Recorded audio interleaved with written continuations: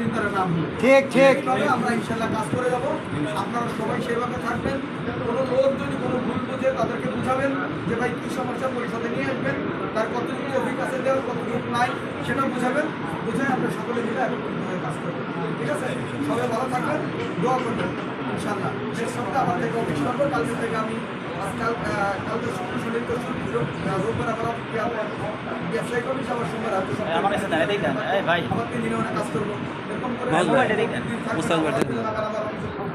থাকবেন যেন কেউ এসে গ্যাপ না পায়, ফেরত যাইতে না পারে যে কোনো কাজ নিয়ে। ঠিক আছে, সবাই ভালো থাকবেন। ঠিক আছে,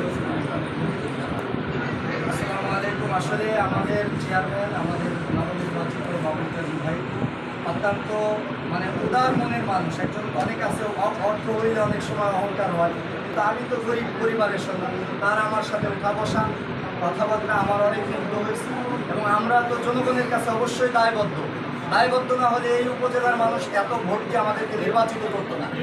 এই জন্যে আমি আবারও আজকে বলি, যারা আমাদেরকে ভোট দিচ্ছেন, যারা দিতে পারেন নাই, তাদেরকেও আমরা সাধারণ ক্ষমা ঘোষণা করে দিলাম, এবং বুকে বুক ভরা ভালোবাসা নিয়ে তাদেরকে ওয়েলকাম জানাই।